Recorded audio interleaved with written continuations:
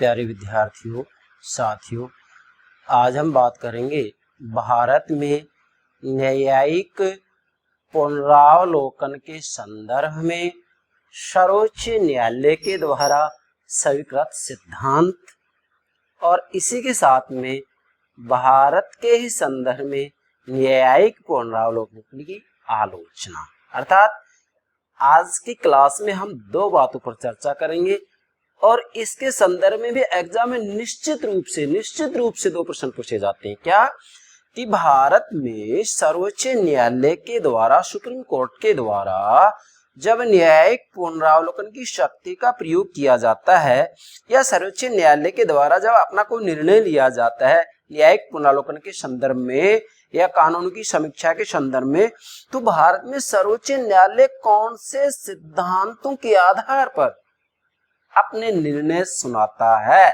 अर्थात सर्वोच्च न्यायालय के द्वारा स्वीकृत सिद्धांत और इसी के साथ में न्यायिक पुनरावलोकन की आलोचना, इन दो बातों पर चर्चा करेंगे। तो सर्वप्रथम मेरे प्राणों से प्यारे विद्यार्थियों, आप हमारे YouTube चैनल को सब्सक्राइब अवश्य कीजिएगा। आशा करता हूं आपने सब्सक्राइब कर दिया होगा। Thank you very much, thank you much. इसी के साथ में आप हमारी वीडियो को शेयर करना ना भूलें, जिससे कि ज़्यादा से ज़्यादा विद्यार्थियों का हित हो सके। और मैं दिली भावना से, हृदय से ये बात कह रहा हूं मेरे प्यारे विद्यार्थियों को कि मेरी संपत्ति, मेरी ऊर्जा और मेरा जीवन केवल केवल केवल मेरे विद्यार्थी हैं। मैं इन आदर्शों को ध्यान में रखते हुए प्रतिदिन राजनीति विज्ञान से संबंधित एक वीडियो अवश्य अपलोड करता हूं, जिससे मेरे प्यारे विद्यार्थियों को राजनीति विज्ञान से संबंधित सभी बातों की ठीक से जानकारी हो सके।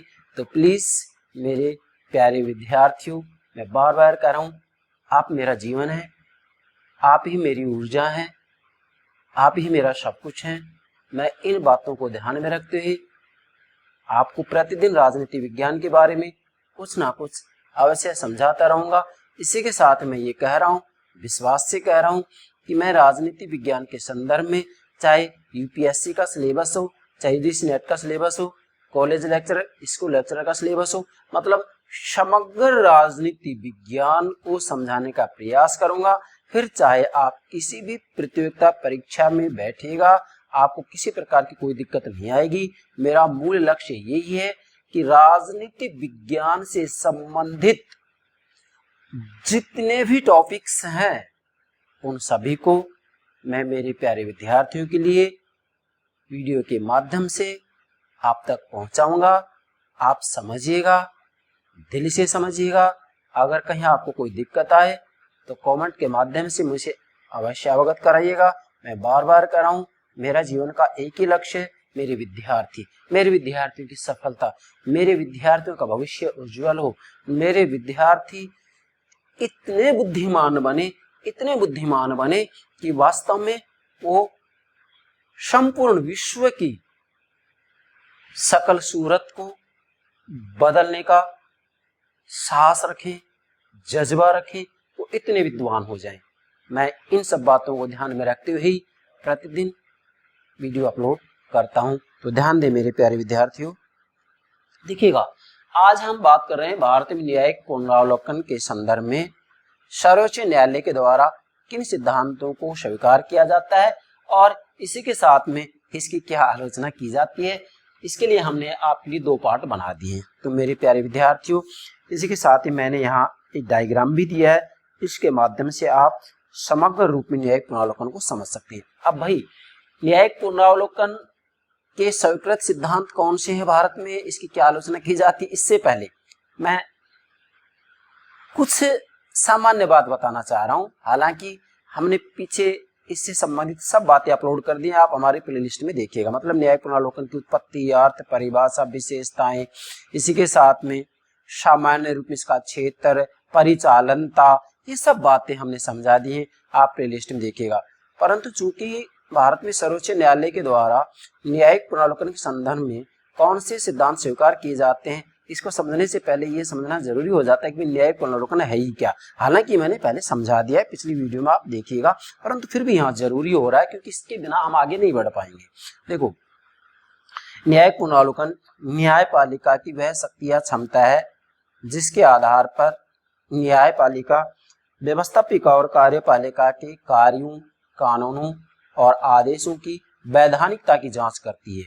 अर्थात इनके द्वारा बनाए हुए कानून, इनके द्वारा मतलब कार्यपालिका और व्यवस्थापिका के द्वारा बनाए हुए कानून, कार्य, आदेश संविधान के अनुरूप हैं या नहीं। देखिएगा, संविधान के अनुरूप हैं या नहीं, मतलब ये वैधानिक है या अवैधानिक है, इसकी जांच करने की जो शक्ति है न्यायपालिका के पास, भाई वही क्या है, न्यायिक पुनरावलोकन। मतलब न्यायपालिका ये देख सकती है कि व्यवस्थापिका जो कानून बना रही हो संविधान के अनुरूप है या नहीं, ये वैधानिक है या अवैधानिक है। कार्यपालिका जो आदेश दे रही है, कार्यपालिका जो कानून बना रही है, क्योंकि कानून बनाने में वास्तव में तो रोल कार्यपालिका का ही होता है। आज पूरी दुनिया मंत्रिमंडल ही सब कुछ हो गया है, व्यवस्थापिकाएं तो केवल दिखावा मात्र हैं, केवल रजिस्ट्रेशन करने वाली मशीन मात्र बन के रह गई है। ये बात सत्य है, मैं क्या बोल रहा हूँ, पूरी दुनिया के संदर्भ में बोल रहा हूँ ये बात। वास्तव में तो कानून का जो ब्यौरा है ना, किस प्रकार कानून बनाने मंत्रिमंडल पहले तय कर लेता है। तो इसलिए विशेषकर न्यायपालिका ही देखती है कि यहाँ कार्यपालिका और व्यवस्थापिका संविधान के अनुरूप कानून बना रहे हैं या नहीं, इनकी वैधानिकता की जांच करती है। और इनकी वैधानिकता की जांच करने की जो शक्ति है वही न्यायिक पुनरावलोकन है मेरे भाई, समझिएगा। ठीक है, यहाँ मैंने दिखाया है संविधान, ये न्यायपालिका हो गई, व्यवस्थापिका, कार्यपालिका, ये जनता होगी। जनता मीन्स कहने का मतलब ये है कि कार्यपालिका, व्यवस्थापिका वास्तव में जनता के प्रति उत्तरदायी होती हैं वास्तविक रूप में तो। और वास्तव में देखा जाए तो न्यायपालिका भी जनहित में कार्य करती है, परंतु यहाँ ये सोचने की बात है कि कार्यपालिका व्यवस्थापिका के प्रति उत्तरदायी है और कार्यपालिका वास्तविक रूप में जनता के प्रति भी उत्तरदायी है, परंतु अंतिम रूप में जो फैसला सुनाया जाता है वो न्यायपालिका के द्वारा सुना जाता है।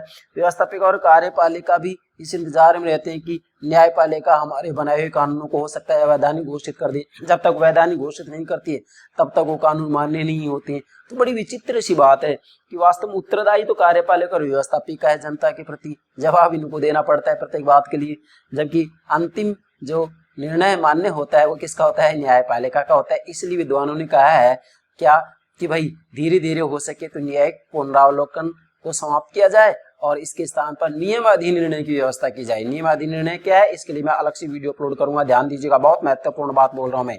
नियमाधीन निर्णय की व्यवस्था की जाए, लेकिन मैं कह रहा हूं अभी हो सकता है 100 वर्षों तक न्यायिक पुनरावलोकन का प्रयोग किया जाता रहे। क्या बोल रहा हूँ, हो सकता है 100 वर्षों तक भी न्यायिक पुनरावलोकन की शक्ति का प्रयोग किया जाता रहे, परंतु सच्चाई है, क्योंकि हम राजनीति दर्शन की जब बात करते हैं तो ये बात सत्य लगती है कि न्यायपालिका न्यायिक पुनरावलोकन की शक्ति का दुरुपयोग भी करते हैं। इसलिए न्यायिक पुनरावलोकन के स्थान पर न्यायपालिकाओं को नियम अधीन निर्णय की शक्ति से अभिभूत कर दिया जाए, मतलब उनके द्वारा केवल नियम अधीन निर्णय की शक्ति का ही प्रयोग किया जाए। मैं बार बार कहूँ नियम अधीन निर्णय क्या है, इसके लिए मैं अलग से वीडियो अपलोड करूंगा, समग्र रूप में 4-5 वीडियो बनेगी इसके ऊपर, आप ध्यान दें भाई। 2 पार्ट हो गए। नंबर 1, भारत में न्यायिक पुनरावलोकन के संबंध में सर्वोच्च न्यायालय द्वारा स्वीकृत सिद्धांत, मतलब भाई भारत में सर्वोच्च न्यायालय के द्वारा जब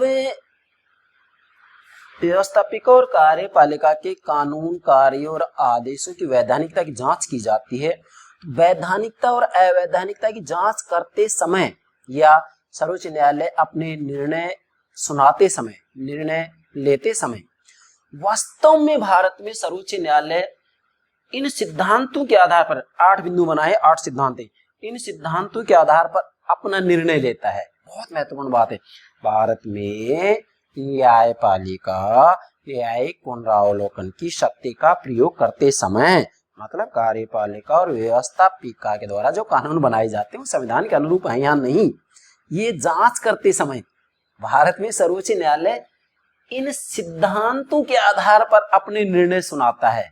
मैं क्या कह रहा हूं, इन सिद्धांतों के आधार पर अपने निर्णय सुनाता है। 100% सत्य है ये बात। मेरे प्यारे विद्यार्थियों, मैं ये कहूंगा कि भारत के सभी विद्यार्थियों को, मतलब विशेषकर राजनीति विज्ञान के विद्यार्थियों को नहीं, बल्कि सभी विद्यार्थियों को, सामान्य पाठक को, सभी राजनेताओं को, क्या बोल रहा हूं मैं, सभी राजनेताओं को भी इनकी जानकारी होना बेहद जरूरी है।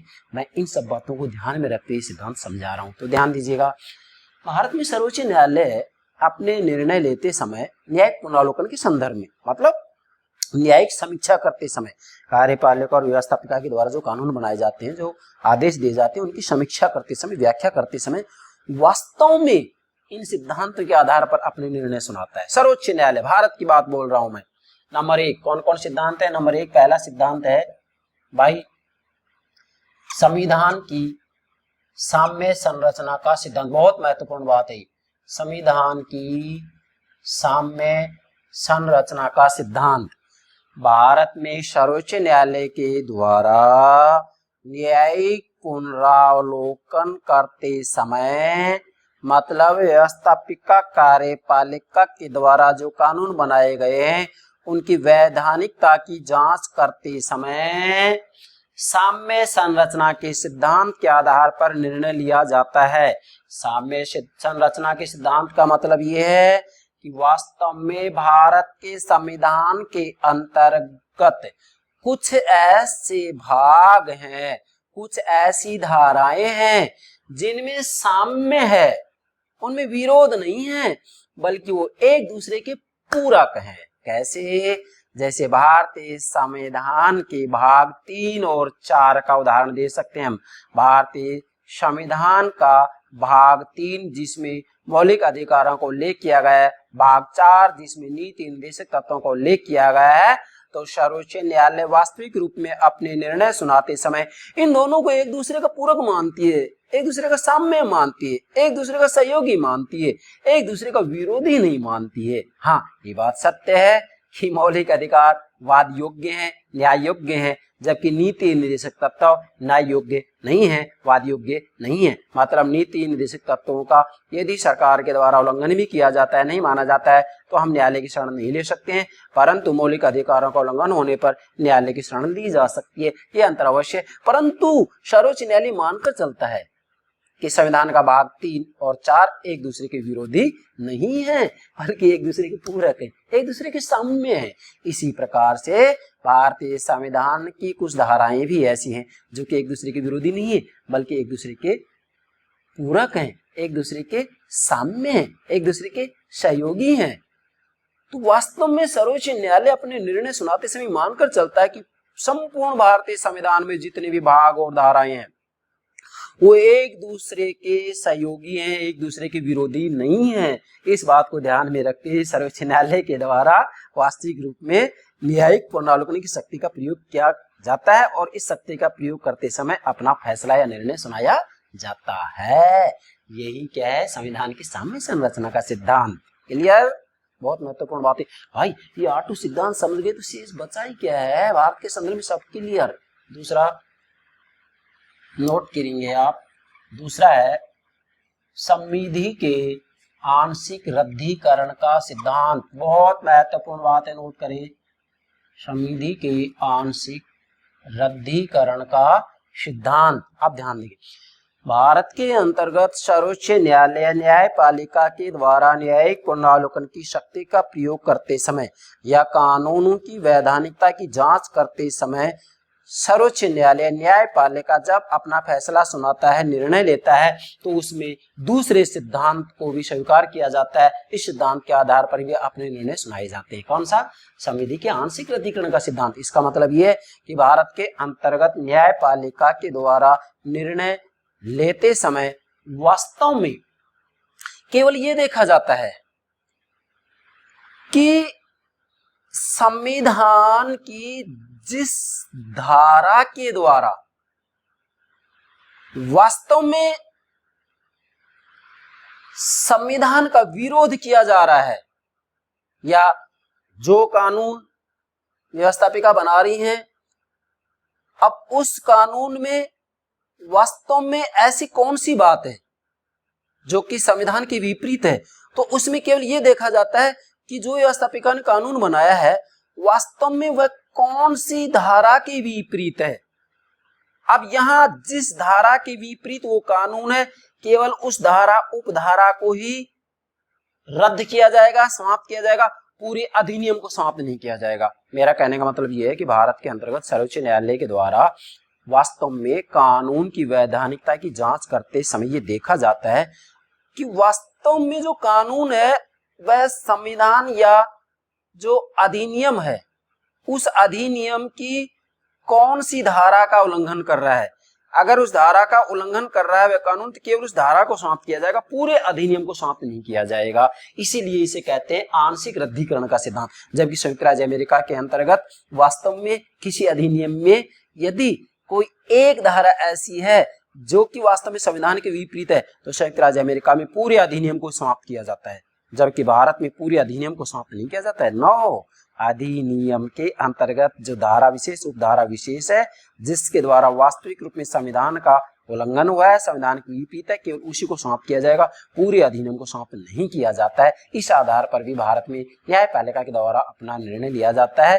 तो यह इसका दूसरा सिद्धांत होगा संविधि के आंशिक रद्दीकरण का सिद्धांत। नोट कीजिएगा। तीसरा,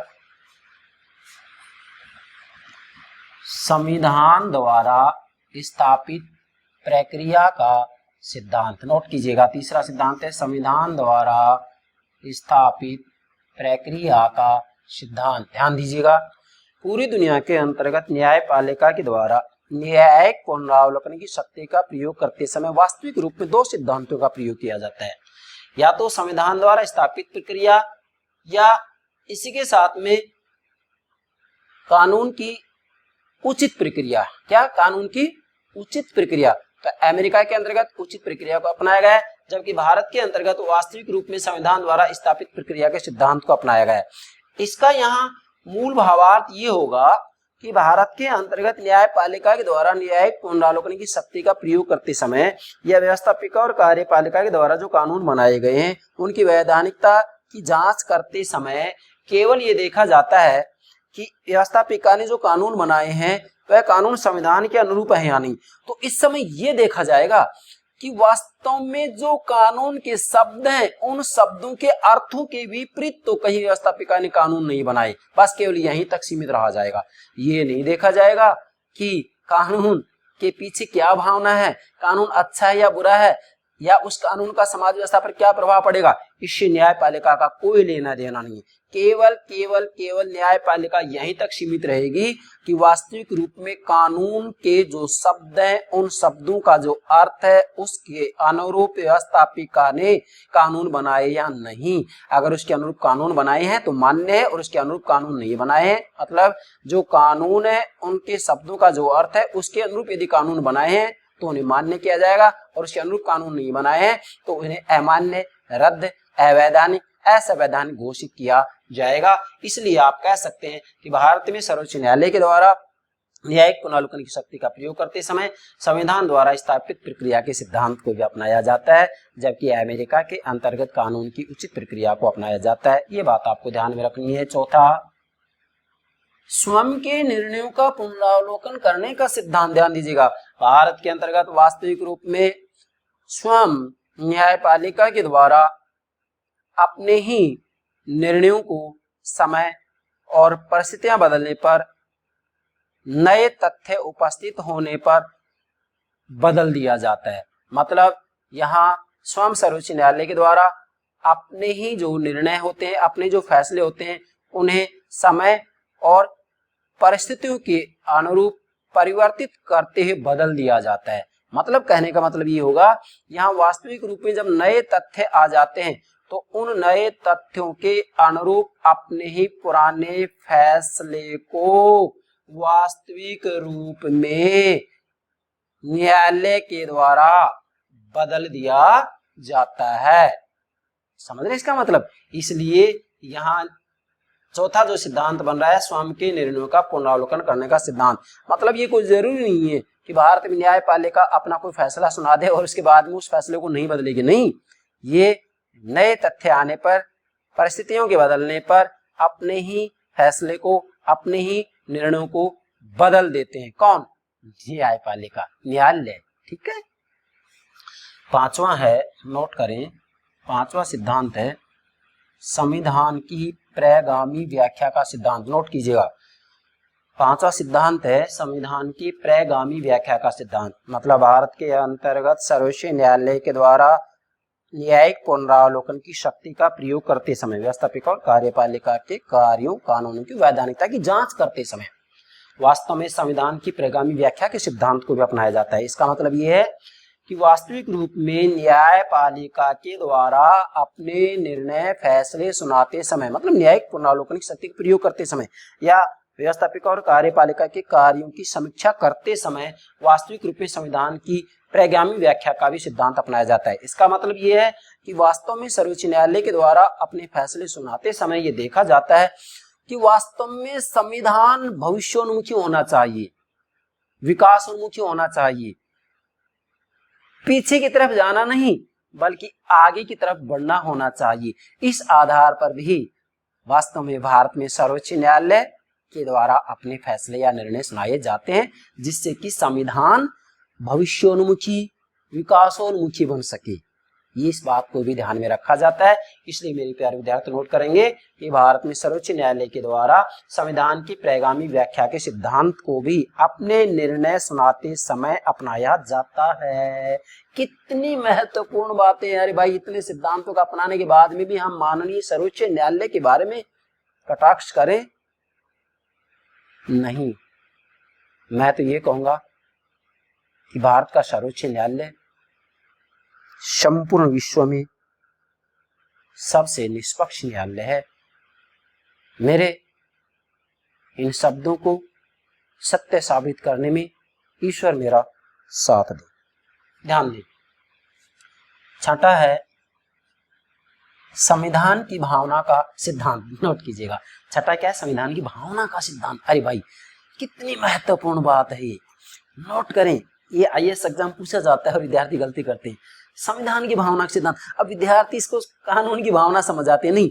भाई, भारत में न्यायपालिका न्यायिक पुनरावलोकन की शक्ति का प्रयोग करते समय मतलब कार्यपालिका और व्यवस्थापिका के द्वारा जो कानून बनाए जाते हैं उनकी समीक्षा करते समय, जांच करते समय, उनकी वैधानिकता की जांच करते समय वास्तव में संविधान की भावना को जरूर देखा जाता है। कानून की भावना को नहीं देखा जाएगा कि कानून के शब्दों के अर्थ तक सीमित रहा जाएगा।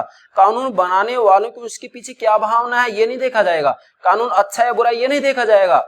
इसी के साथ में कानून का समाज व्यवस्था पर क्या प्रभाव पड़ेगा ये भी नहीं देखा जाएगा। लेकिन हमारे सर्वोच्च न्यायालय के द्वारा ये जरूर देखा जाता है अपने निर्णय सुनाते समय कि संविधान की भावना क्या है। मतलब अपने निर्णय सुनाते समय वास्तविक रूप में सर्वोच्च न्यायालय जरूर देखता है कि व्यवस्थापिका और कार्यपालिका ने जो कानून बनाए हैं, जो आदेश दिए गए हैं, वास्तविक रूप में संविधान की भावना के अनुरूप है या नहीं। अगर संविधान की भावना के विपरीत है तो सर्वोच्च न्यायालय के द्वारा उनको अवैधानिक घोषित कर दिया जाता है, असंवैधानिक घोषित कर दिया जाता है, अमान्य घोषित कर दिया जाता है, रद्द कर दिया जाता है। क्या देखा जाता है? संविधान की भावना कि भाई जो कार्यपालक और व्यवस्थापिका कानून बना रहे हो संविधान की आत्मा के अनुरूप हो, संविधान की भावना के अनुरूप हो। कानून की भावना नहीं, नोट कीजिएगा यहाँ, कानून की भावना नहीं। कानून की भावना के अनुरूप होगा तो गलत हो जाएगा। अमेरिका में पहुंच जाएंगे हम। अमेरिका में वास्तविक रूप में सर्वोच्च न्यायालय के द्वारा समीक्षा की जाती है कानूनों की, कांग्रेस के द्वारा बनाए कानूनों की, तो वहाँ कानून की भावना को देखा जाता है, कानून बनाने की भावना को देखा जाता है, कानून अच्छा है बुरा इसको देखा जाता है, समाज व्यवस्था पर क्या प्रभाव पड़ेगा उसको देखा जाता है। लेकिन भारत में नहीं देखा जाएगा, देखा भी नहीं जाना चाहिए। हाँ, 1967 से 1976 तक भारत में सर्वोच्च न्यायालय के द्वारा वास्तविक रूप में कानून की भावना, कानून अच्छा है बुरा ये देखा जा रहा था। इसलिए 42वें संविधान संशोधन में इन सब बुराइयों को दूर कर दिया गया। क्या बोला मैंने? 42वें संविधान संशोधन के द्वारा इन सब बुराइयों को दूर कर दिया गया और ये कहा गया कि भारत में भी सर्वोच्च न्यायालय के द्वारा वास्तविक रूप में कानून की स्थापित प्रक्रिया के स्थान पर कानून की उचित प्रक्रिया को अपनाया जा रहा है। इसलिए 42वां संविधान संशोधन किया गया और 42वें संविधान संशोधन के अंतर्गत वास्तविक रूप में संसद को सर्वोच्च बना दिया गया। क्या बोला मैंने? 42वें संविधान संशोधन में, क्योंकि इससे पहले 10 वर्ष तक 67 से 76 तक वास्तविक रूप में सर्वोच्च न्यायालय के द्वारा अपने फैसले सुनाते समय कानून द्वारा स्थापित प्रक्रिया के स्थान पर कानून की उचित प्रक्रिया को अपनाना शुरू कर दिया गया था। इसलिए सर्वोच्च न्यायालय के ऊपर नियंत्रण लगाना बेहद जरूरी था। बहुत लंबी बात है, ये सब बातें हम स्पष्ट नहीं कर पाऊंगा क्योंकि वीडियो लंबी हो जाती है। मैं क्रम से सभी बातें स्पष्ट कर दूंगा, देखिएगा। क्लियर हो गया? मतलब सर्वोच्च न्यायालय भारत के अंतर्गत अपने निर्णय सुनाते समय या न्यायिक पुनरावलोकन शक्ति का प्रयोग करते समय संविधान की भावना को जरूर देखता है, कानून की भावना नहीं, संविधान की भावना। मैं बार बार कह रहा हूं, कानून अच्छा है बुरा इससे मतलब नहीं है, ये जरूर देखेंगे कि व्यवस्थापिका और कार्यपालिका ने जो कानून बनाए, जो आदेश दिए, वो भाई संविधान की भावना के अनुरूप होनी चाहिए, संविधान की भावना के विपरीत नहीं होनी चाहिए। ये जरूर देखा जाता है, जरूर देखा जाता है। और मैं माननीय सर्वोच्च न्यायालय से विशेष नमन करता हूं कि इस सिद्धांत का सच में ही पालन किया जाना चाहिए। चलिए आगे, भविष्य प्रभावी प्रत्यादेश का सिद्धांत, बहुत महत्वपूर्ण बात है। भविष्य प्रभावी प्रत्यादेश का सिद्धांत, ये सारे सिद्धांत में इस रूप में समझा रहा हूं कि आप किसी भी कंपटीशन में कैसे भी प्रश्न पूछा आप गलती कर ही नहीं पाएंगे मेरे भाई। क्या भविष्य प्रभावी प्रत्यादेश का सिद्धांत क्या मतलब हुआ, पढ़ा ही नहीं आपने कभी, क्या बताएंगे। देखो इसका मतलब ये है कि न्यायपालिका मतलब भारत का सर्वोच्च न्यायालय, सुप्रीम कोर्ट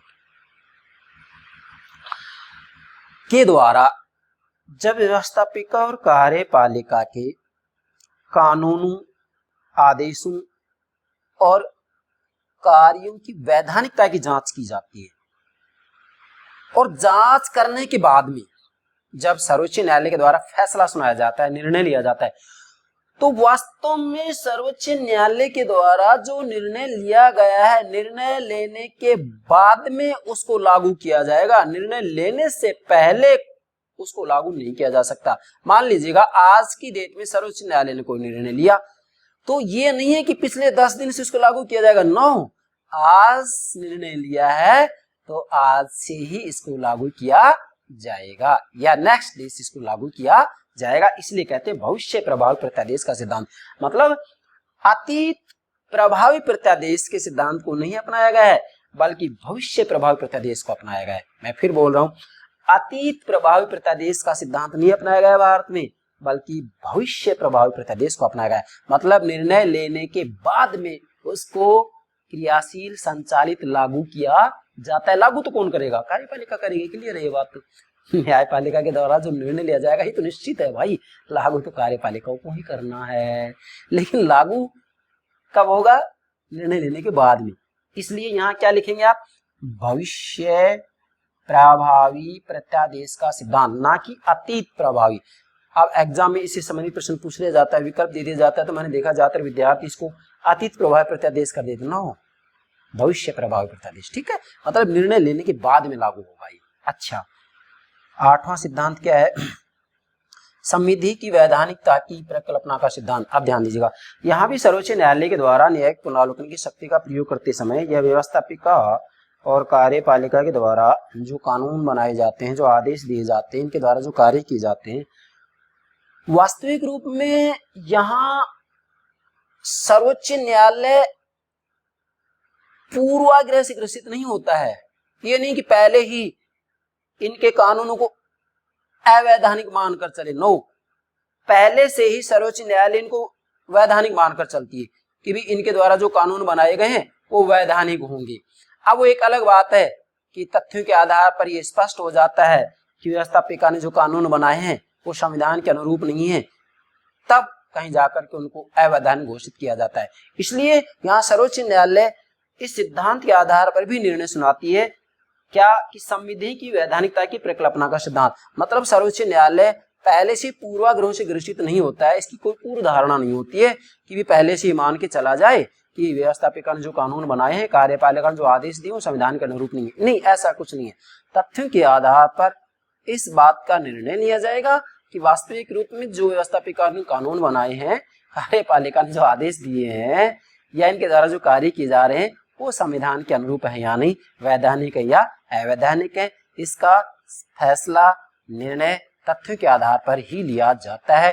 पूर्व धारणा या पूर्वाग्रह से हमारा सर्वोच्च न्यायालय ग्रसित नहीं होता है।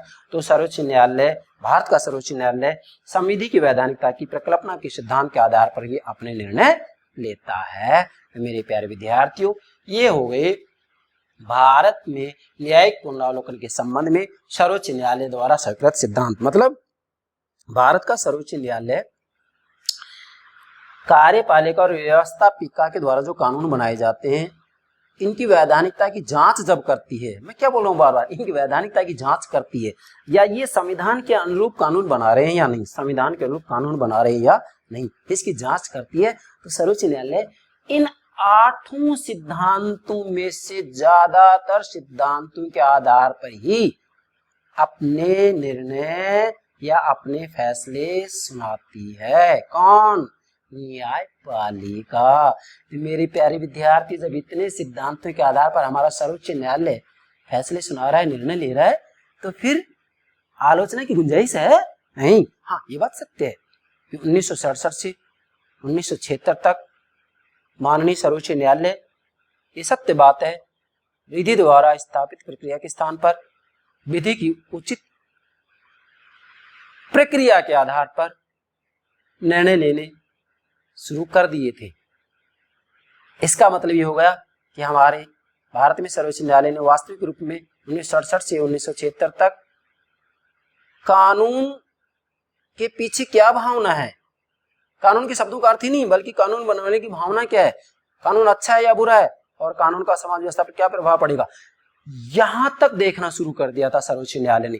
इसलिए इस कमी को दूर करने के लिए 42वें संविधान संशोधन के अंतर्गत वास्तविक रूप में इस कमी को दूर कर दिया गया और ये स्पष्ट कर दिया गया कि वास्तव में सर्वोच्च न्यायालय के द्वारा अपनी न्यायिक पुनरावलोकन की शक्ति का प्रयोग करते समय केवल विधि द्वारा स्थापित प्रक्रिया के सिद्धांत के आधार पर ही अपने निर्णय लिए जाएं, ना कि कानून की उचित प्रक्रिया के आधार पर। तो हम कह सकते हैं कि सर्वोच्च न्यायालय के अंतर्गत जो कुछ कमियां थी, जो आलोचकों ने आलोचना की थी, वास्तविक रूप में वो आलोचनाएं ज्यादातर रूप में 42वें संविधान संशोधन के तहत दूर हो जाती हैं। इसी की हम यहाँ चर्चा करेंगे। दूसरा पार्ट क्या है? भारत में न्यायिक पुनरावलोकन की आलोचना। क्या भाई? अब देखो भाई, 42वां संविधान संशोधन वास्तविक रूप में पारित तो कब हो जाता है?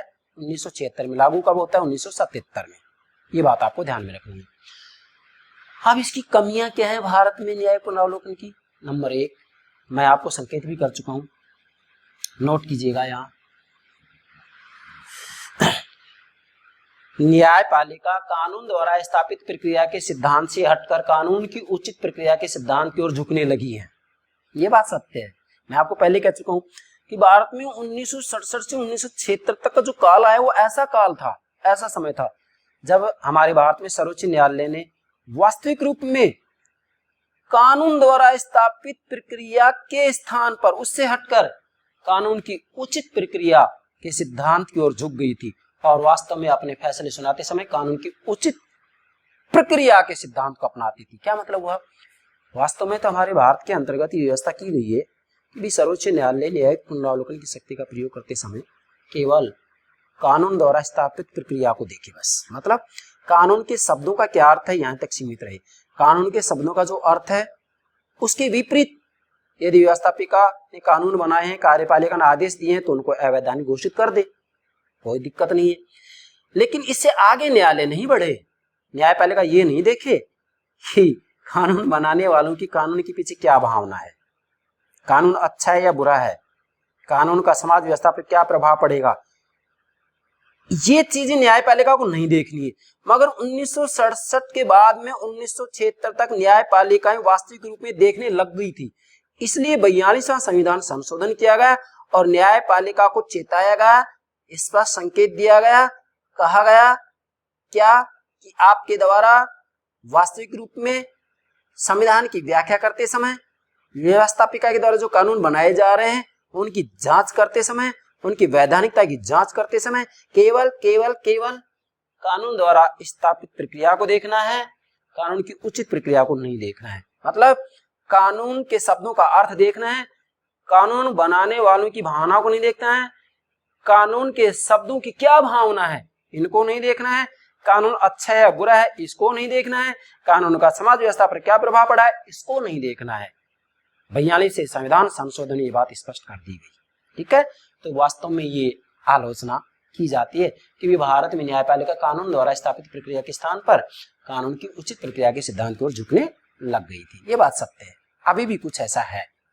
दूसरा, सर्वोच्च न्यायालय अपने ही निर्णयों का बार बार पुनरावलोकन करने लगी है। ध्यान देंगे, क्या बोला मैंने, सर्वोच्च न्यायालय अपने ही निर्णयों का बार बार पुनरावलोकन करने लगा है। अब देखिएगा भारत में ये भी एक कमी है कि वास्तविक रूप में सर्वोच्च न्यायालय अपने ही निर्णयों को बार बार बदलती है। अब अपने ही निर्णयों को बार बार बदलती है तो ऐसी स्थिति में क्या होगा फिर भाई, डेफिनेटली जनता को संदेह होगा कि जिस माननीय सर्वोच्च न्यायालय के ऊपर हम आस लगाए बैठे वही अपने निर्णयों को बार बार बदल रहा है। और इसी के साथ में व्यवस्थापिका और न्यायपालिका में आपसी टकराहट भी होगी, डेफिनेटली होगी। तो इस आधार पर इसकी आलोचना की जाती है। लेकिन वास्तविक रूप में देखा जाए तो ये कमी, पहली कमी और दूसरी कमी भी विशेषकर 42 से संविधान संशोधन के द्वारा दूर कर दी गई है। तीसरी कमी क्या है, बहुमत बहुत ही संकीर्ण हो सकता है।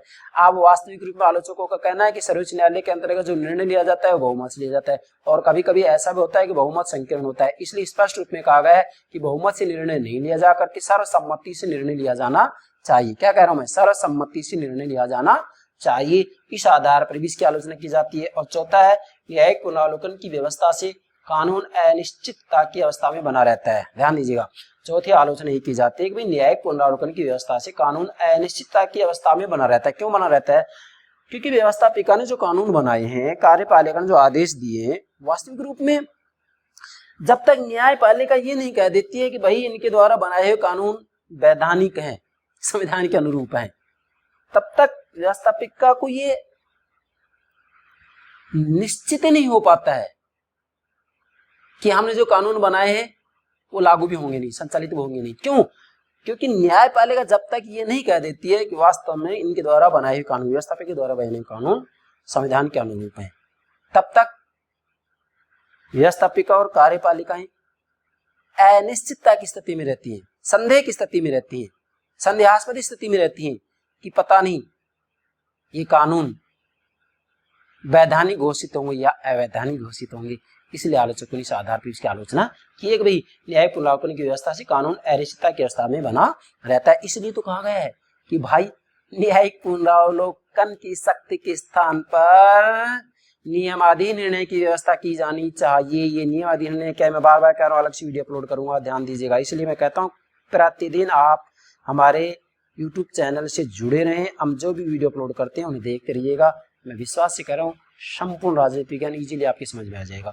अब देखिएगा 4 आलोचना होगी, लेकिन भाई ये जो चारों आलोचनाएं ज्यादातर मैं ये कहूंगा कि 42वें संशोधन से इन आलोचनाओं में से कुछ का समाधान हो जाता है। मतलब 42वें संविधान संशोधन में जैसे कानून द्वारा स्थापित प्रक्रिया है, कानून किस प्रक्रिया के आधार पर कार्य कर रही थी, तो 42वें संविधान संशोधन में इस कमी को दूर कर दिया गया है। इसी के साथ में हम ये कहें कि सर्वोच्च न्यायालय अपने निर्णय को बार बार पुनरावलोकन करने लगी है, इस कमी को भी इसके द्वारा दूर कर दिया गया है। मेरा कहने का भावार्थ यह है कि 42वें संविधान संशोधन के द्वारा ज्यादातर रूप में इन आलोचनाओं को, कमियों को दूर कर दिया गया है। और इसी के साथ में भारत का सर्वोच्च न्यायालय इन 8 सिद्धांतों के आधार पर अपने निर्णय लेता, अपने फैसले सुनाता है, तो फिर इसमें कमी की गुंजाइश है ही नहीं, इसमें कमी की गुंजाइश है ही नहीं। इसलिए अंत में मैं ये कहूंगा कि हमारे यहाँ न्यायिक पुनरावलोकन के द्वारा वास्तविक रूप में जितनी भी संस्थाएं हैं, इन सबको एक दूसरे से जोड़ने का कार्य किया जाता है। इसी के साथ में वास्तविक रूप में न्यायिक पुनरावलोकन के द्वारा संपूर्ण व्यवस्था के अंतर्गत संतुलन बनाए रखने का कार्य भी किया जाता है। और आशा करते हैं कि हमारे भारत में सर्वोच्च न्यायालय इस कार्य को बखूबी रूप में निभाता रहे। इस रूप में यदि ये कार्य निभाता रहेगा तो हमारा सर्वोच्च न्यायालय सच में निष्पक्ष, स्वतंत्र और सर्वोच्च ही बना रहेगा। ये हो गया आपका भारत में न्यायिक पुनरावलोकन के संदर्भ में सर्वोच्च न्यायालय के द्वारा स्वीकृत सिद्धांत और इसकी आलोचना। आशा करता हूँ मेरे प्यारे विद्यार्थी इन 8 सिद्धांतों को ठीक से समझ गए होंगे। इस वीडियो में मेरा मुख्य जो फोकस है वो इन 8 बिंदुओं को समझाने पर रहा है। इन 8 बिंदुओं को समझ जाते हैं मेरे प्यारे विद्यार्थियों, इससे संबंधित मैं बार बार कह रहा हूँ 2-3 प्रश्न अवश्य पूछे जाते हैं। तो विशेषकर ध्यान दीजिएगा, इन 8 सिद्धांतों को आप नोट कीजिएगा। जैसे मैंने समझाया है उसके अनुरूप नोट कीजिएगा। मर्जी आए जैसे प्रश्न पूछे, आपसे कोई गलती नहीं होगी। तो आशा करता हूँ आपने ठीक से सिद्धांतों को समझ लिया होगा। यदि फिर भी कोई दिक्कत है कमेंट के माध्यम से अवश्य अवगत करवाइएगा। Thank you very much. Thank you very much.